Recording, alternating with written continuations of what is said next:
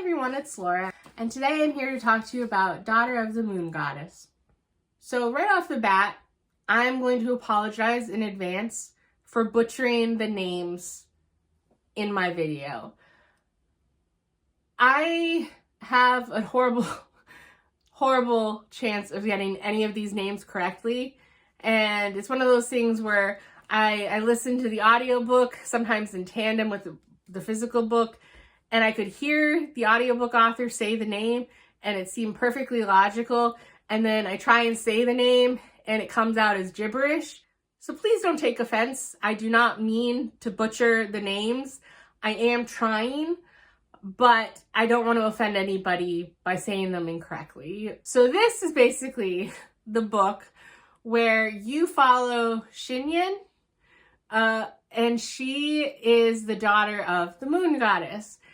And so it turns out that her mother was mortal and married her father, and her father ended up basically killing the firebirds or sunbirds on order of the celestial emperor, who was a god, and he ended up getting an elixir of immortality basically to like make him immortal and raise him to the celestial kingdom. But he didn't want to go without his wife, and so he basically just kept it aside. Well, his wife, Changi, she ended up becoming pregnant, and her pregnancy was very difficult. She was very sick. They didn't know if both her and the baby would survive, and out of fear, she stole the elixir, drank it, and then became immortal. And basically, as punishment, the celestial emperor, he ended up, and his wife, the empress, they punished her by basically making her the moon goddess, and then she was exiled there, where she had one attendant, and no one could see her or visit her or anything like that. And so she was just alone and lonely. And because of how angry they were, she never told them the full reason why she stole the elixir, because she was terrified of what they would do to her child. So she raised her daughter in secret on the moon and never saw her husband again. And it's really sad. And so you follow the main character, her daughter, who, as she grows up, obviously has questions. Her mom is very tight-lipped and hesitant to talk about her past, obviously because it's really painful, but probably also because she doesn't want to seem like a bad guy to her young child before she's fully old enough to understand the decision she made. But she claims that when she closes her eyes, she can kind of see nearby these silver sparkles. And she was always told by her mom and their attendant not to reach for them or touch them. And so she doesn't understand why. And so one day she reaches out for these sparkles and she realizes she likes the feeling of them. And unfortunately, that is her magic. And by doing that, she has kind of alerted the celestial kingdom that something unusual is going on in the moon. And so they come and visit her mom. And so this obviously terrifies her mom. So their attendant tries to run off with her daughter and hide her with her attendant's family in the Southern Sea. And that doesn't go well because even though they try their best, they are basically chased. They're traveling by clouds. A lot of the traveling gets done by little clouds here, which is really kind of cool.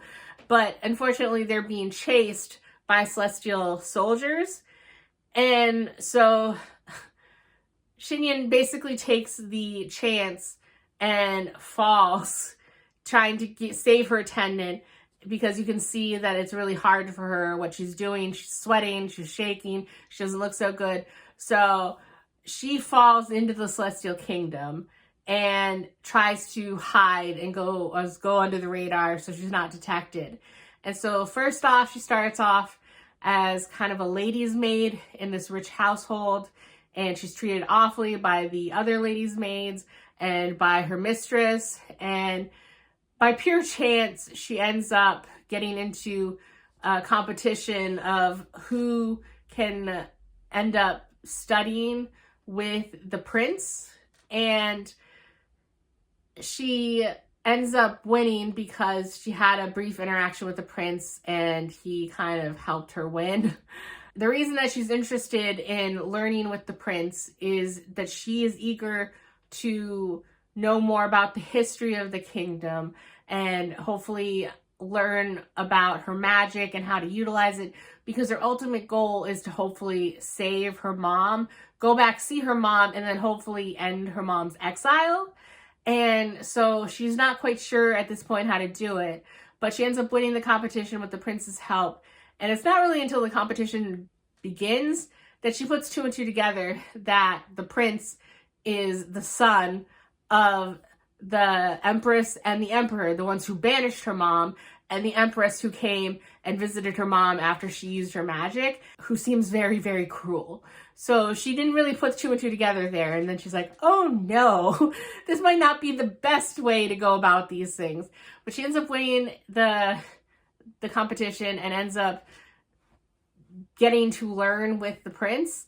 And so years go by and she's basically treated as his companion. Now, the only thing that seemed weird to me is that I don't know if this is actually, I go into a lot of these things blind, so I don't know if this is actually some version based on real Chinese mythology or legends or anything like that. And I just kind of assume a lot of things based on history of our world, but she's treated as the prince's companion for a few years. And one of them is that she's basically to attend to him. And for all the hostility that the empress shows her, for example, her having such private access to the prince and waking him up in the morning and helping him dress, and it just seems like I wasn't expecting that, because I didn't picture them. I know obviously that a lot of times people, rulers, and people of the higher class, like, they don't think of servants or those lower as even full people, but it just seemed odd that they would have a female character interact so closely with a male that's in the same age group as her, and that it just didn't seem like propriety would allow for that. And so, like, I could just be wrong. It could be something that I'm looking at incorrectly through my narrow cultural lens, but I didn't really understand how that happened. But they end up basically becoming best friends. And so the prince is Leeway, and they become friends and grow really close, and they start to get feelings for each other. But, you know, obviously the empress wants him to marry important people, and so that kind of separates them for a little while, and she goes on her own kind of Mulan journey, and she ends up finding a general in the army, Wanxia, who I don't really know why I'm supposed to think that it's believable that she would be interested in him. At no point does it really feel like she's drawn to him as a romantic partner. It seems like they're kind of comrades. They get along, they're friends, they're good companions. I don't really feel any romantic emotions from them. So I know at one point, like, she kind of seems hesitant because it's clear that he has interest in her, and she seems reluctant to encourage those emotions in him. But it just, it seems like they were trying to make a love triangle between Wangxi, Li Wei, and Xinyan, and it didn't really feel even to me, and I don't know. So that part of it was a little odd, but I did like the pace of the book. A lot happened really fast. You weren't bogged down by a lot, but like I did feel like we got enough time kind of to see her and Li Wei grow closer and see them spend enough time at the palace together. And then you kind of get the highlights of what she does after and her journey, and as she matures more and gains more notoriety in the kingdom. And then I like a lot of the world building, like learning about the myths with the 4 dragons and learning more about her father and what led up to him needing to save the world by shooting down these 10 firebirds, sunbirds, and learning about like the demon realm and learning about the magic system as she's embracing it and go through the training and stuff. I did like getting the snippets of a lot of the lore. And like I said, I'm not 100% sure. I haven't looked into how much of this is based on real mythology or if there was some artistic license taken to some of the mythology to kind of craft the story. But I found it all really interesting and fascinating. And so I really liked that part of it. And I am curious to see what happens in the second book, because she accomplishes a lot in this first book. And then the way it ends, it almost seems like if you wanted to, you could stop reading here. And yes, there is some things you could feel like they needed to be tied up a little more, but the major things are kind of resolved. But there is basically a sense of foreboding of, well, this is resolved, but is it really? And there's obviously more things that can be fleshed out. So I am really curious to see what the second book is about, because I honestly have no idea where the story is going to go after reading this book. So overall, I'd give this a 4 because I liked a lot about it. But like I said, I didn't really feel like the love triangle thing was really love triangling. And I just don't like love triangles a lot to begin with. So I just didn't really buy into the second love interest at all. And I think that made it a little harder to read that part of it. But I still really overall enjoyed the story, and I'm eager to see what happens in the second book. So that's all for this video, and I will see you in the next one. Bye!